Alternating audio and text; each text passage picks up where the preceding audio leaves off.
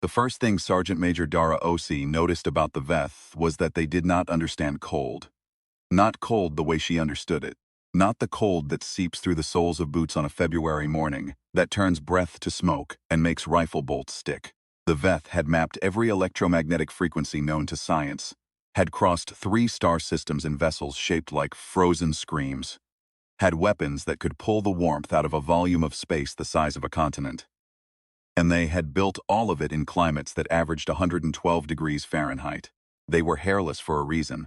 They wore no insulation. Every fluid in their bodies cycled at temperatures that would cook a human from the inside out. So when the Veth landed on Earth in the middle of November, when their terraforming rigs went active, and the temperature in the lower atmosphere began dropping at 3 degrees per hour, they did not think of it as an inconvenience to themselves. They thought of it as a mercy, a clean solution. Nothing complicated, nothing personal. They had no idea what they had started. The drop felt wrong from the beginning. Osi knew it the way she always knew things. Not from the instruments, not from the briefing packets that had consumed the last 48 hours of her life, but from the angle of the light through the Osprey's porthole and the particular silence of the 8 soldiers crammed in beside her. People got quiet in different ways before different kinds of operations. This quiet had a specific texture. It was the quiet of people who knew the math and didn't like how it came out. Outside, North Carolina had stopped looking like North Carolina. The Osprey banked south and she could see it stretching away below them. The frost. Not snow. Not ice in any normal sense. This was something else. The Veth terraforming rigs, 3 of them positioned in a triangle across the Piedmont, were not simply cooling the air. They were restructuring the moisture in it, forcing water molecules into configurations that didn't occur naturally on Earth. Layering the ground, a crystalline film, that reflected 40% more light than normal ice, and conducted cold the way copper conducted electricity. Everything it touched, it reached into. It didn't stop at surfaces. It found the spaces between things and filled them. Raleigh was already gone. The satellite images had stopped updating 6 hours ago because there was nothing left to image, just a white slab where a city of 500,000 people had been, as perfectly featureless as a sheet of printer paper. Osi! The voice came through her headset, Mission Control, which at this point was a converted National Guard armory in Greensboro that had barely missed the leading edge of the freeze. Colonel Ramirez sounded like someone who had been awake for days and had accepted that fact. We have confirmation on the secondary rig location. Clay's team has eyes on it from the ridge. Copy that. She pressed 2 fingers to her collarbone, an old habit, something her grandmother had done before difficult things. Tell Clay to hold position until we're on the ground. Osi, I know what the window is, Colonel. Tell him to hold. A pause then, holding. She looked down the row of her team, 8 faces. She had worked with all of them before, in places that were also bad but bad in different ways. Kandahar, Mombasa, the Outer Banks during the 3rd hurricane season when they'd been doing search and rescue for 3 weeks straight. Corporal Lee was checking the seals on his thermal charge pack with the focused attention of a man who had learned to stay in the present tense. Private First Class Torres had her eyes closed and was moving her lips slightly, not praying exactly, just running the sequence in her head for the 100th time. Sergeant Huang had his head back against the fuselage and was apparently asleep. Osi had seen him do this before. It was not bravado, it was efficiency. The Osprey lurched. We're taking interference from the rig, the pilot called back, professionally calm in the way of military pilots, which meant his hands were very busy. Electromagnetics scatter. Instruments are cycling. Osi pulled up her own display and looked at the noise. The Veth rigs didn't just freeze, they broadcast. A standing field that disrupted electronic systems with the same casual ease that the crystal layer disrupted thermal equilibrium. The asylum researchers, the collective civilian brain trust that had been working this problem for 9 days since first contact, called it bleed. The bleed radius around each rig was 17 kilometers. They were now inside it. Switch to manual backup, she told her team. Everything goes analog from here. Huang opened one eye. I hate analog. I know you do. Last time we went analog, I ended up navigating by stars in a blizzard. And you found the objective. Barely counts. She met his eye for half a second. It always has. The Osprey dropped through 500 feet, and suddenly there was no more time for conversation. The ground was glass. That was the closest Osi could get to it. The crystalline layer was translucent, 3 to 6 inches thick depending on proximity to the rig, and beneath it she could see the shapes of things. A parking lot's yellow lines, a gas station's canopy, the roofs of houses that had not yet been completely consumed. It was like walking on the surface of a frozen aquarium. Everything below preserved and unreachable, and already past saving. The air temperature was -41°C. She had checked it twice because the first reading didn't seem survivable, and her body was reporting back, with some interest, that it was not entirely wrong. The thermal suits were rated to -50. That gave them a 9-degree margin that sounded like a lot, until you remembered that the rate of drop was still 3 degrees per hour, and they had a minimum of 4 hours of work ahead of them. Movement, Taurus said, flat and quiet. Osi was already looking at it. The Veth patrol moved across the crystal plane 200 meters to their east, 4 of them, their bodies giving off the infrared signature of small blast furnaces. Hot-blooded in the most literal sense, their internal temperatures hovering around 150 degrees. They were not dressed for the cold, because they did not need to be. The crystal layer hissed faintly under their feet, warming slightly at contact and then refreezing in microseconds, so that each step left a small temporary impression that vanished almost immediately, like writing on water. They were beautiful, in a way that Osi found specifically threatening. Tall, bilaterally symmetrical but wrong about it in ways the human eye kept trying to correct. The shoulders too far back, the neck articulated in a direction that felt structurally inadvisable, the eyes not paired but tripled, one forward and one on each side in a wide arc that gave them close to 300 degrees of vision. They communicated in a register just above the threshold of human hearing, a sound like microphone feedback pulled thin and delicate, and they were doing it now, something passing between them rapidly. Osi held up a closed fist. Her team froze. The patrol passed without turning. The sound faded. She counted to 30 before unclenching her fist. They can't thermoregulate down here, Lee said quietly when she gave the signal to move again. He had read the xenobiology packets more carefully than most people read novels. The crystal matrix isn't just cooling the air, it's scavenging ambient thermal energy. They're having to work harder to maintain body temp the further from the rigs they get. Another 6 hours, they won't be able to operate more than a kilometer from the heat columns. Meaning we can wait them out, Torres said. Meaning we have 6 hours to do what we need to do before they figure that out and compensate, Osi replied. Let's not waste them. The secondary rig was a spire, that was the only word for it. It rose 230 feet above the ground, a structure the color of frozen mercury, covered in a surface geometry that shouldn't have been possible. Fractal, recursive at every scale of observation. So that looking at any part of it felt like looking at the whole thing, and the effect was nauseating in the precise way that optical illusions were nauseating. A reliable signal that something was asking the visual cortex to do work it wasn't designed for. It pulsed at a rate of 11 cycles per minute.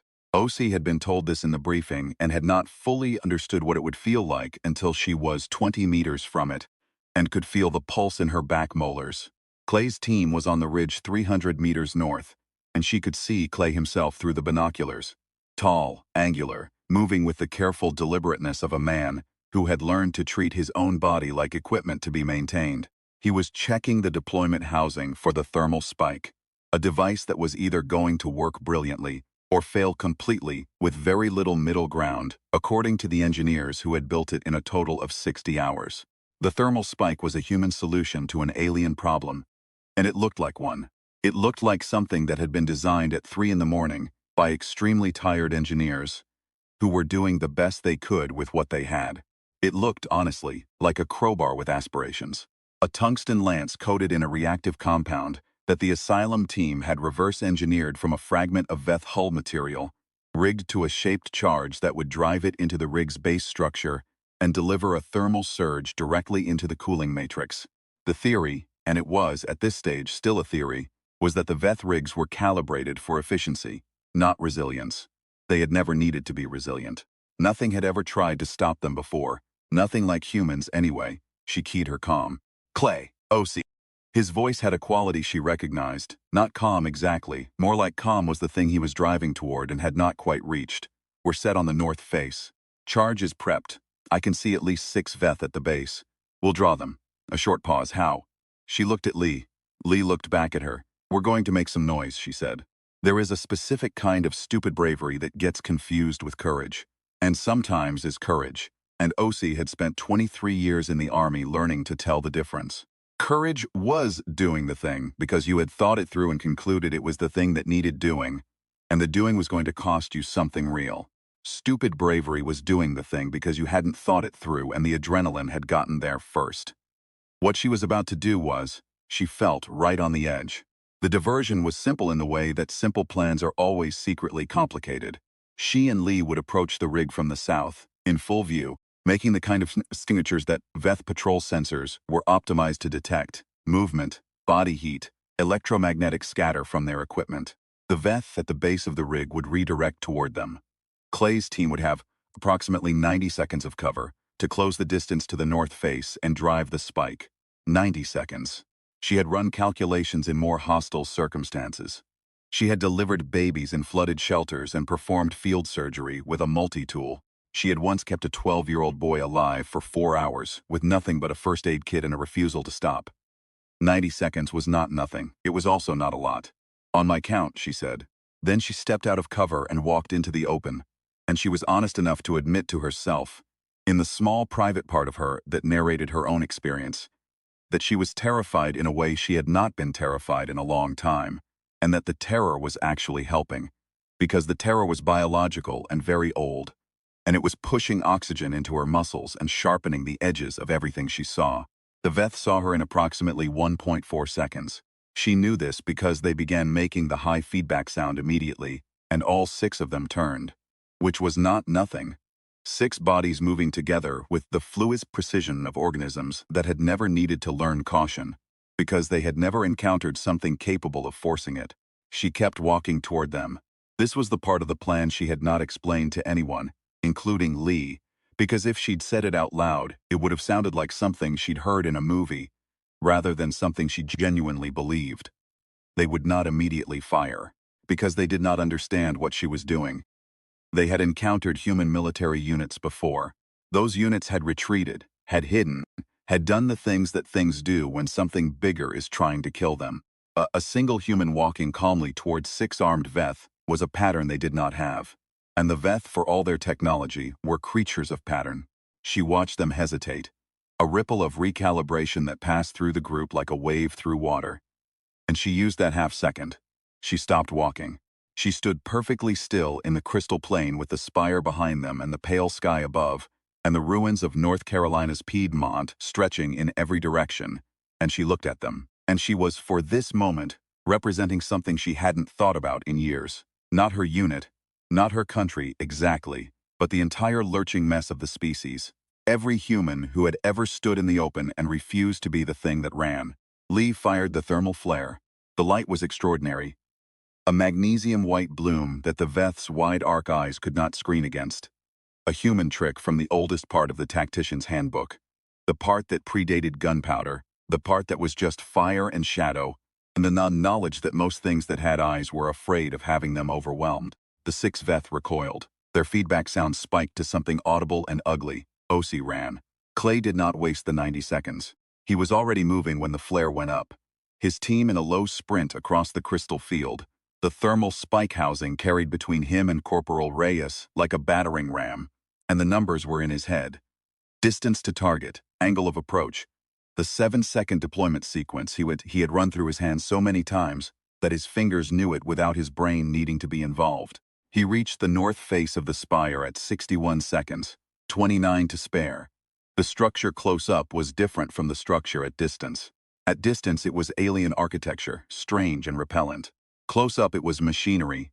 He could see that now, or something that functioned like machinery. The fractal surface geometries were not decoration but function.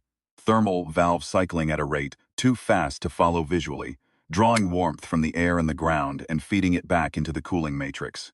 The whole thing breathed, not metaphorically. There was a rhythmic expansion and contraction of the surface material, timed to the 11 cycle per minute pulse, and it felt like standing next to something alive. He pulled the spike from the housing. The weight of it was familiar. He had carried it for 9 hours, but it felt different now, in his hands, with the target in front of him. It felt like what it was, an argument, a very pointed one.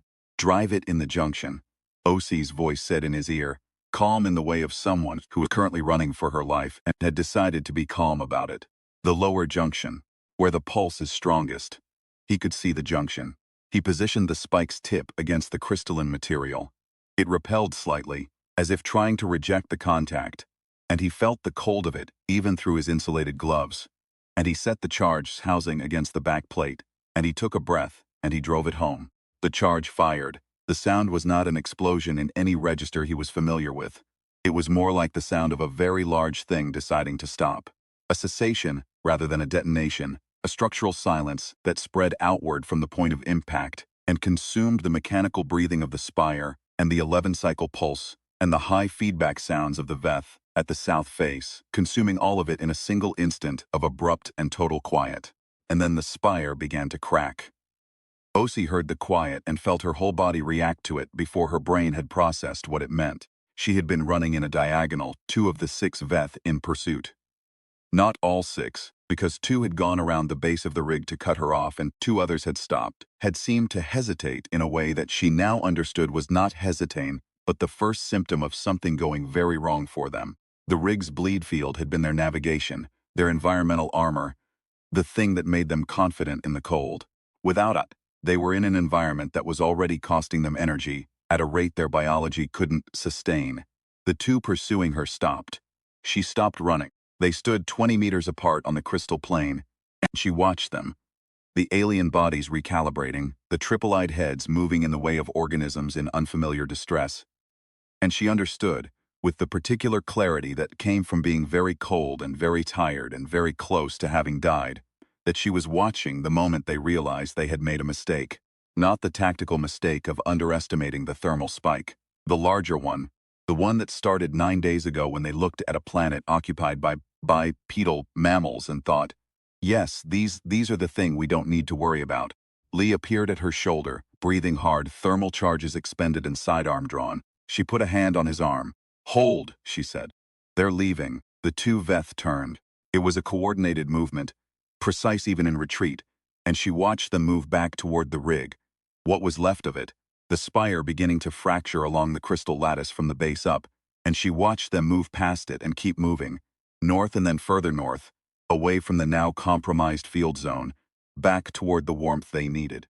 Lee lowered his weapon slowly. That's it? That's this rig. She was already pulling up the tactical overlay on the backup display, analog assisted, the old system humming steadily in the way of things built to survive the failure of more sophisticated systems. We've still got the primary and the tertiary. Ramirez is saying the temperature in the eastern zone already climbed 2 degrees. 2 degrees. She watched the number. 2 degrees was not nothing. 2 degrees was the difference between the crystal lattice holding and beginning to lose structural coherence at its edges. 2 degrees right now, in the context of this particular fight, was everything. Good! She turned and looked at Clay's team moving toward her across the plain.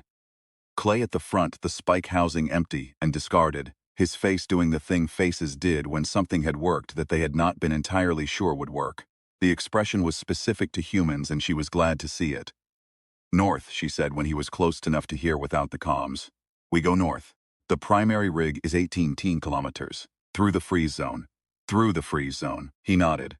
Then he reached into the inner pocket of his thermal suit and produced, with the gravity of a man producing something important, a flattened protein bar. He held it out to her. She took it without a word. She ate it while she walked, and it tasted like chalk, and she was grateful for it, in the specific way that she was always grateful for small things in hard places. The flask of coffee passed around before a mission. The joke told quietly, in a dark corridor, the particular warmth of another human body in a cold room. These were the things the Veth had not computed. These were the things that did not show up in any assessment of human military capacity, or resilience or threat level. These were the things that kept you going when the math said you should have stopped. They almost lost Huang at the ridge. The crystal layer was thicker here, close to the primary rig, 8 inches in places, and beneath it the ground had refrozen at a different molecular angle, making it treacherous in a way the surface didn't advertise. Huang's right boot found a stress fracture, and he went through to his knee, and the cold hit him before he got the leg free, the thermal suit's heating element fighting to compensate and losing ground. Torres and Reyes pulled him out in about 4 seconds. He sat on the solid crystal surface and looked at his leg with the assessing expression of a man taking inventory. Feeling? Osi asked. It's there, he said. Pain? Some good. Pain meant circulation. Pain meant the cold hadn't gotten deep enough yet. Lee, rotate his thermal pack to primary assist. Torres, your point. I can walk, Huang said. I know you can. You're still walking with Lee's arm and you're not arguing about it. He looked at her for a moment. Then he nodded. They moved slower after that, which Osi absorbed as a fact rather than a setback. Speed was useful when it was available. When it wasn't, the thing that mattered was efficiency.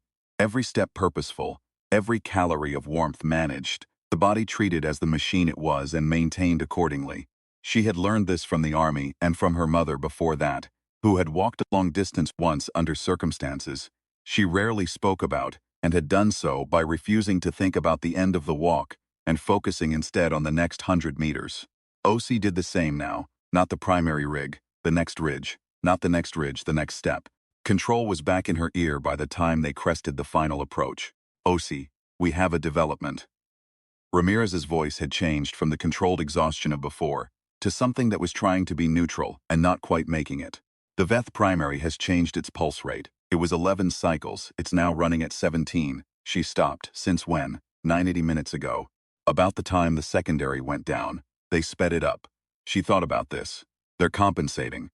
If they can drop the ambient temperature faster than we can break the rigs.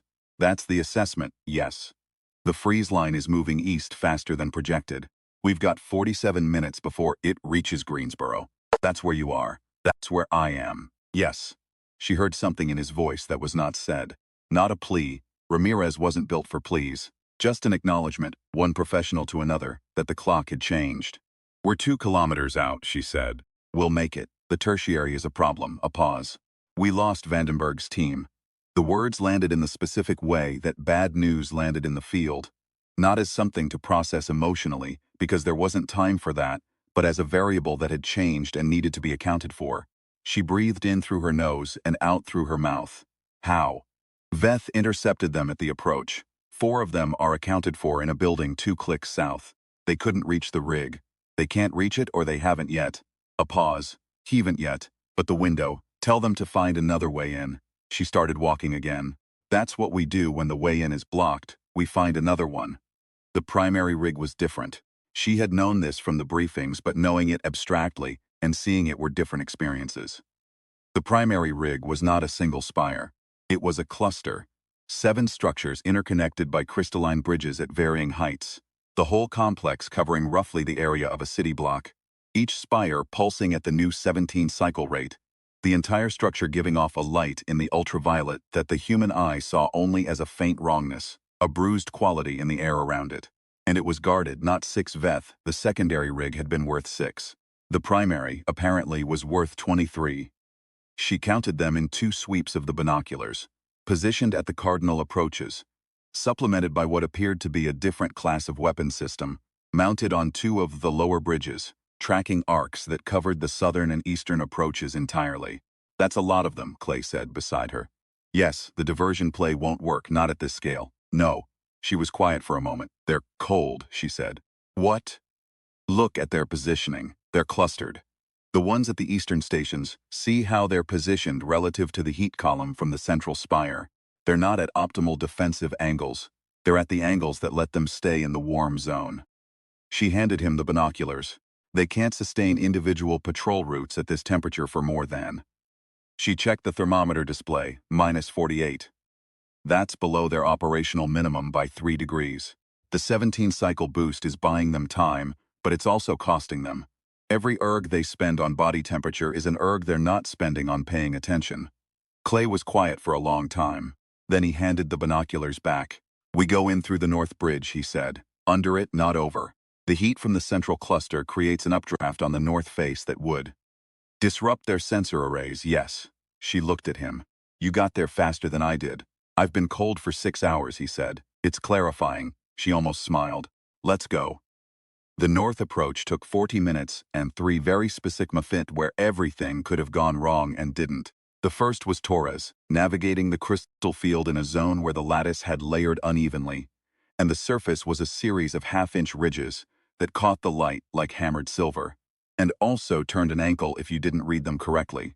Torres read them correctly, moving through the field with the attentiveness of someone who had grown up reading difficult ground, each foot placement precise. her body weight distributed with an expertise that was not professional training, but something older. The second was the Veth sentry on the bridge's lower strut, who should not have been there. Not at the cold this severe. Not this far from the heat column. And was there anyway. And who turned at exactly the wrong moment. And Clay was the one who handled it with the particular rapid economy of someone who had made a decision and moved through it without dwelling. And it was not the kind of moment anyone discussed afterward, and it didn't need to be. The third was the charge housing failing.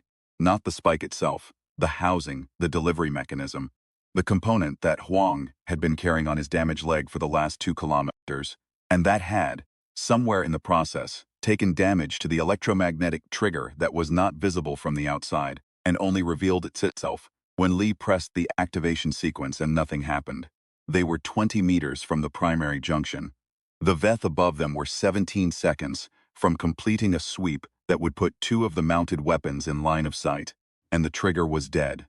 Osi looked at the housing, then she looked at Huang. "How bad is your leg?" she said. He understood immediately. "Good enough," he said. "It isn't a question." "Neither is that," he said. He took the spike from the housing.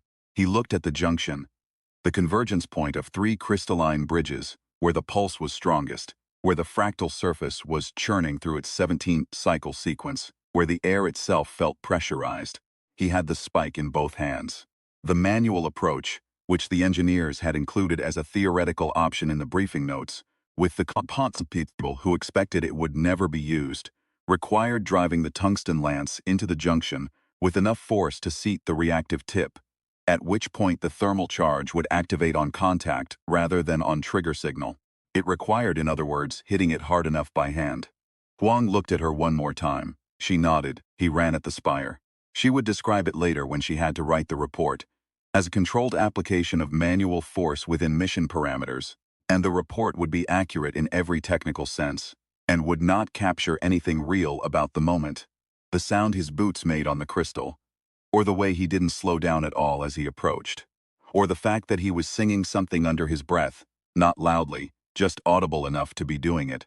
Something she didn't recognize and later found out was a song his father had taught him about a man walking a long road. The spike hit the junction. The thermal charge activated. The sound was the same as the secondary, that vast mechanical silence, the cessation rather than the detonation, but amplified, spread through all 7 interconnected spires at once, so that the silence itself seemed to have weight and presence, seemed to push outward through the crystal lattice in every direction, finding every pathway the cold had taken and closing it. Osi grabbed Huang before he hit the ground. He hadn't fallen. He was standing, both hands on the embedded spike, breathing hard, still with her. She got his arm over her shoulder and they moved. Behind them, the primary rig began to dissolve. It took 11 hours for the crystal lattice to fully lose structural integrity. The temperature in the affected zone climbed at first, slowly, and then faster. A cascade effect as each section of the lattice degraded and the ground beneath absorbed warmth and transmitted it to adjacent sections. The freeze line stopped advancing at hour 3. It began retreating at hour 6. By hour 9, emergency services were moving into the outer zones, and by hour 11, the National Guard was in what had been Raleigh with thermal equipment and a mandate to find survivors. They found more than anyone had projected. This was the kind of fact that Osi filed away and brought out in moments of doubt. The way that people, given enough architecture, and enough stubbornness, and enough accumulated small human knowledge about how to keep each other alive, could survive the unsurvivable, basements and boiler rooms and storm cellars. A shopping mall in the West End that a facilities manager named Priya Samuels had kept running on backup generators for 11 days. Her building serving as shelter for 412 people, organized into working groups with specific roles, because Priya Samuels had read about the Blitz once and had thought, that's what you do. You keep the lights on. The tertiary rig was brought down by Vandenberg's team at hour 7, working their way in through a maintenance access route that 2 of them had located by following a drainage gradient that the Veth engineers had apparently not accounted for, because why would they? The Veth had not had occasion to think about where human construction would route water. They had not had occasion to think about a lot of things. The after-action was held in the Greensboro Armory, still cold, the heating system struggling to recover from proximity to the freeze zone's edge. Ramirez had coffee. Osi was not sure where he had found coffee at this particular moment in history, and she didn't ask. She just took the cup and wrapped her hands around it, and stood in the corner of the room while the debrief happened around her. Huang was sitting across the room with his leg properly treated, the frost damage assessed as minor, a term that clearly had a narrow technical definition. He caught her looking and gave her a short nod, the kind that contained an entire conversation's worth of information and required no elaboration. Clay was on the phone. She could hear fragments. His daughter, apparently, was in Charlotte, which had been outside the primary freeze zone by 12 kilometers, which was 12 kilometers that mattered very much, and Clay had not mentioned once during the operation. She thought about the things people carried and didn't mention. She thought about the man his voice sounded like when he was talking to his daughter, which was a different man than the one who had run the secondary rig's north face with a thermal spike. The same man, actually. That was the thing. She thought about the Veth, still out there, still in orbit, still processing the failure of what had seemed, from their side of the calculation, like an adequate solution. She didn't know what they would do next. She had some thoughts on the matter that she had written in a separate section of her notes and would submit to the Asylum Research Collective, along with everything else. She was not optimistic in the easy sense. She was not the kind of person who said we've shown them what humans are made of and believed that the demonstration would be sufficient. But she was something. She had stood on the crystal plane and walked towards 6 armed Veth in the cold, and she had done it because the math had required it, and the math had worked out, which it didn't always but had today, and the temperature was climbing, and the lights in the armory were running off a generator that some E4 had fueled at 3 in the morning without being asked, because that was what you did. You kept things running. You kept the lights on. She drank her coffee. Ramirez appeared beside her. He looked, now that the operational phase was over, like a man who might sleep sometime in the near future. He didn't say anything for a moment, just stood there. The Asylum team wants to start on the Veth hardware, he said finally, the fragmentary that's left from the spires. How long before they have something useful? Months, maybe longer. Tell them they can have whatever they need. She looked at the coffee cup. They built the spike in 60 hours. 61. She paused. That might be the most human sentence I've ever said. Ramirez looked at her. What's that? 60 hours, maybe 61. She set the cup down. We argued about the last hour, right up to the end. We were still arguing about it. He was quiet for a moment. Then improbably he almost smiled. We're good at that. We are, she said. And apparently so are we at this. She looked out the armory's single intact window at the sky. Gray and cold still, but a normal cold, a human cold, the kind that had existed before the Veth arrived, and that she had never until this morning thought of as a comfort. The sun was there somewhere behind the overcast, making its slow, reliable transit. Below it, 11 degrees of latitude of crystalline alien landscape was in the process of becomings, slowly, reluctantly, mile by mile and hour by hour North Carolina again. Outside, someone had found a radio. Something old and American was coming from it, scratchy through the static, indistinct. She couldn't make out the song, didn't need to. She recognized what it was.